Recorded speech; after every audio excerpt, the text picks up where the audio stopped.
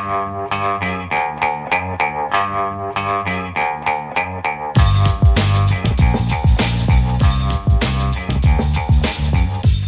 the Brian Lehrer Show on WNYC. Good morning again, everyone.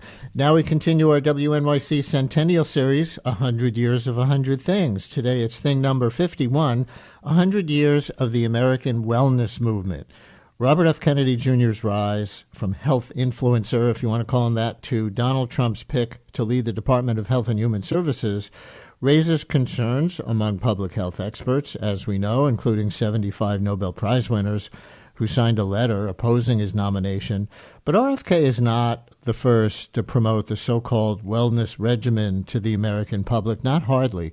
According to Shayla Love, staff writer at The Atlantic, he, quote, fits into a long history of Americans who have waged battle against conventional medicine, unquote, often being both partly right, she says, and dangerously wrong. So let's explore that long history now with Shayla. Her recent piece for The Atlantic is titled, America Can't Break Its Wellness Habit. Shayla, thanks for coming on. Welcome to WNYC. Hi, Brian. Thanks so much for having me. And let's first step even further back than our timeline of the last 100 years to about 200 years ago. The graham cracker was invented in the United States by one Stephen Graham, a Presbyterian minister who's also known as the father of vegetarianism. Who was Stephen Graham, and why do you begin your exploration of America's history of wellness enthusiasm with him? Yeah, I mean, Sylvester Graham was a minister, and we all know about graham crackers. We can still buy them in the store, but he was one of the first really popular wellness figures who promised that you could solve public health issues through things like diet or exercise or, living correctly, and you didn't need to turn to medicine to do so. So he really focused in on white flour, actually, which is something we still talk about today, the difference between processed food, white flour, and wheat flour. And so he thought that the average diet, especially white bread, was tarnishing both American health, but also their moral health. So he also wanted graham crackers to help us with our moral salvation. I think I misstated his first name. It was Sylvester, as you know. Yes, yeah. I think I said Stephen. But that was a revelation to me in your article. There was white bread in like 1820. I think that our white bread is certainly more processed than his was, but he wanted a really coarse wheat, sort of like completely unprocessed, really high fiber. And the reason I opened the piece with him is that wellness always sort of combines the straightforward and the true with things that are like a little out of bounds. So of course, fiber is very good for you. And he was right that people were eating foods that they really needed a lot more fiber. But he took it a bit too far where he thought that if you ate only his foods, you could even stop people from masturbating, which he considered to be a moral sin. And this gets us to the through line in your piece. One way to do these conversations is to do 100 years of timeline and then say what we really learned from this. But another way to do it is to say what sort of the theme is and then, give the different examples from different time periods. And I said it in the intro. Your basic take here is that whether it's Sylvester Graham or RFK Jr. or a lot of other people who you describe along the way, they're often both partly right and dangerously wrong, right? Yeah, that's definitely the case. And this is why I think there's been a really strong desire to analyze every single one of RFK's positions and say if they're right or wrong, right? Like, is he correct about ultra-processed food? Is he wrong about vaccines? But the underlying motivation to wellness, to turn to wellness, is about this battle between conventional medicine and wellness, and what wellness promises in the face of a distrust in conventional medicine. So wellness will always have some things that are right about it. But the reason people turn to it is not necessarily because of what's right. It's because of that sense of certainty. It's an outlet for mistrust. And there's this sort of pseudo-religious belief in the natural that wellness offers that medicine just can never provide. And so moving into the early 20th century, we see Americans embracing treatments such as homeopathy, osteopathy, naturopathy, water cures, and chiropractors. And again, a lot of those words, people will hear, naturopathy, good in a way to be a naturopath, to try to do things as naturally as possible. But what were some of these practices?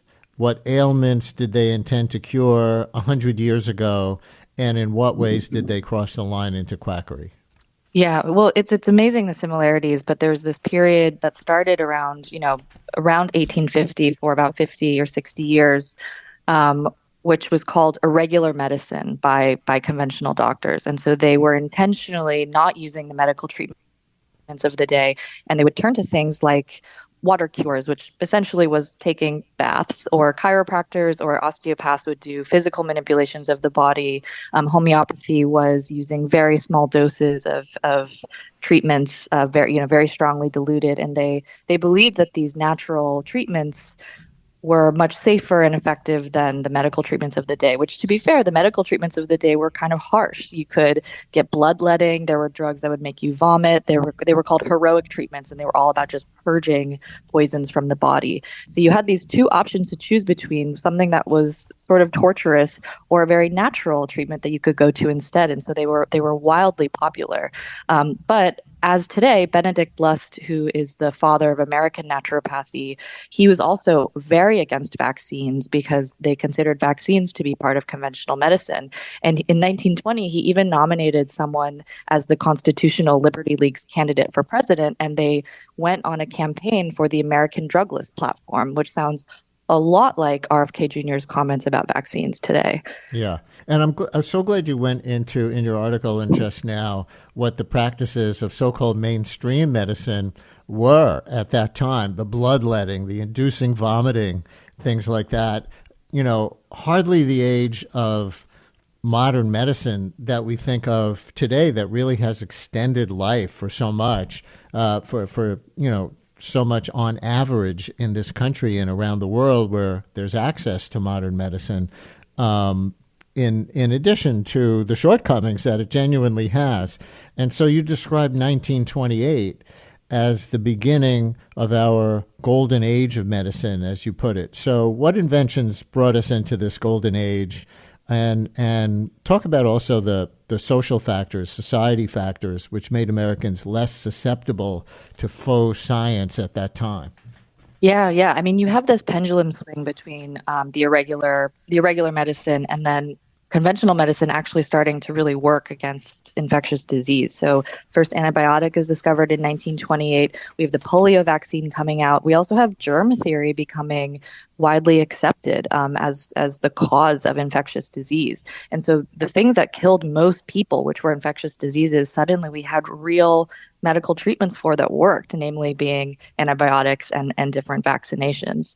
The problem is that with all of those, the golden age of medicine is when suddenly these conventional treatments become more effective. The chronic diseases that we still struggle with today, which are more like heart disease, diabetes, things that you can't cure with antibiotics, those come into the foreground more often. And then you have this resurgence of wellness in the 60s and 70s with alternative medicine, once again emerging at the limitations of conventional medicine. So it always seems to be like this back and forth between some sort of shortcoming, and then wellness emerges to meet that need. And the corporatization of conventional medicine, including pharmaceutical companies and other things, that the kind of counterculture of the 1960s and 70s keyed on, right? Absolutely, absolutely. And so, RFK Jr. touches on real frustration and disappointment that people have with conventional medicine, especially the corporatization and the industry, conflicts of interest. Those are all real issues. It's just that wellness tends to sometimes be the wrong answer to the right question. By the way, let me jump back to 1906 for a moment, because you peg that as the birth year of the FDA, the Food and Drug Administration. And with that, the contemporary American public health apparatus. So what led to the creation of the Food and Drug Administration in 1906? Yeah, so we in around the turn of the century, we have unregulated health products basically everywhere, from both irregular medicine doctors and conventional physicians too. There's also kind of a period of social reform where Upton Sinclair's The Jungle comes out, and people see that there's really unsafe food handling practices, and people are, you can buy any product that promises a cure, but who knows what's inside of it? It might be morphine or alcohol or nothing. And so the Pure Food and Drug Act of 1906 required safe practices for manufacturing food, drugs, and medications. And they they required labels that included a product's dangerous ingredients. So this is the beginning of the federal government starting to say you can't just do whatever you want to in the food world, but also in the medicine world. Around this time, there's also like a lot of medical licensing laws being passed. So you can't just say you're a doctor and treat anyone. You can only treat patients if you have a medical license. And all of the irregular doctors really struggled with this, and they pushed back against it a lot. Benedict Blessed was fined hundreds of dollars because he would give a treatment to someone without a medical license. And they had medical detectives who would go and pretend to be patients to fine irregular doctors for practicing without a license. Listeners, if you're just joining us, we're in our WNYC Centennial Series, 100 Years of 100 Things. This is thing number 51 in this segment, 100 Years of the American Wellness Movement, with Shayla Love, staff writer at The Atlantic, who has an article that is a 100-year, even a 200-year timeline of the movement called America Can't Break Its Wellness Habit. And we can take a few phone calls. I'm not exactly sure where you enter. Listeners, I don't want this just to become a debate over RFK, pro or con, but any oral histories for yourself or anyone in your family about your experiences with the pros and or cons of so-called wellness or alternative medicine, 212-433-WNYC, 212-433-9692. Call or text, as we try not to fall into the binary of pure either or, as Shayla's theme is, as we've been talking about in this article, that alternative practitioners so often get things partly right, but also sometimes dangerously wrong. In fact, in the contemporary context, there is what we call complementary medicine, right?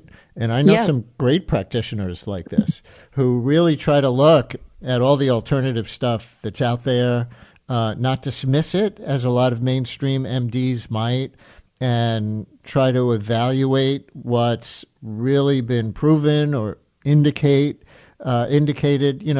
with anecdotal evidence or anything else, preferably some kind of real studies, that these things are effective, but they're not throwing conventional medicine like vaccines overboard. Yeah, and I think this is the real problem, setting wellness and medicine up to fight one another. I think they offer really different things. And the difference between public health, conventional medicine, and wellness is that maybe they all help each other, but they can't stand in and replace one another. The guy who came up with the term wellness is a word from 1959, and he was the chief of the National Office of Vital Statistics. His name was Halbert Dunn, and he came up with the word wellness when he was writing about how doctors themselves were dissatisfied with the ability of medicine to care for people's spirit. And he was one of the people who really launched this interest in alternative medicine, holistic medicine, lifestyle medicine, whatever you want to call it. And I've always found his writing on this to be really refreshing, because he doesn't want to throw medicine away, but he recognizes the limits of medicine as well as the limits of wellness to do it all. Yeah. I just recently had a very mainstream MD suggest that I start taking a particular supplement for a particular thing. And he says, the studies on this are not out there. There haven't been studies yet, but it made sense to him, given what the substance was and what he knows about the mechanism of the condition he was trying to help me with, that it makes logical sense that substance has a mechanism that interacts with that. You know what I mean? So just to say that there are very mainstream doctors who will incorporate these things when they think that they're justified. Let's take a phone call. Marina in Greenpoint, you're on WNYC. Hello, Marina. Thank you so much for taking my call, and I have so much to say about this, and also it connects to my artistic path and bringing artistic practice into medicine in order to restore the connection between mind, body, emotion, and spirit and imagination. I wanted to share a specific experience that I had around COVID.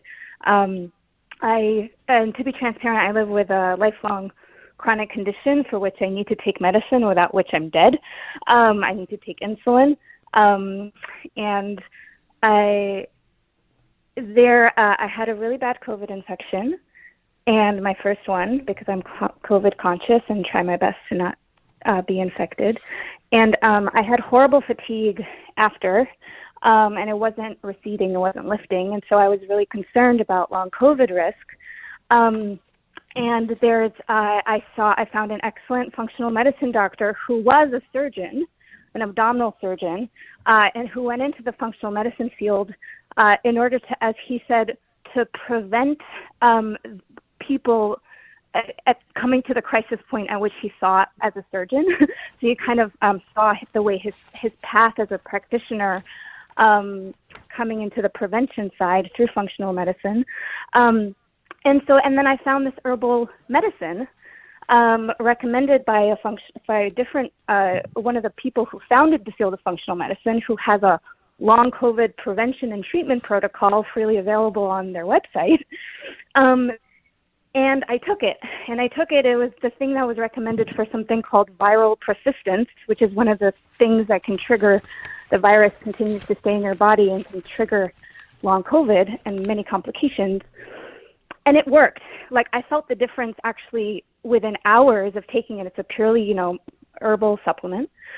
But as I was communicating with the company that produces this, ends up they are anti-vaxxers and are pretty much deeply into the whole conspiracy world around the pandemic. And so it's this incredibly complex space, right, where like the medicine I am a N of one of how it absolutely helped me. And the company is so problematic and steeped in these really, really damaging conspiracy worlds. And I'll just say that I think actually part of the reason of that militancy, I can say, or ideological extremism in the wellness industry is because also the biomedical model so deeply resists of quote unquote conventional medicine, resists the integration of mind, body, emotion, and spirit. Right. And Marina, I'm going to leave it there, but that for time, but that was a good note to end on. And Shayla, what a great example of what we've been talking about throughout this conversation, right? Where the really helpful can mix with the really dangerous.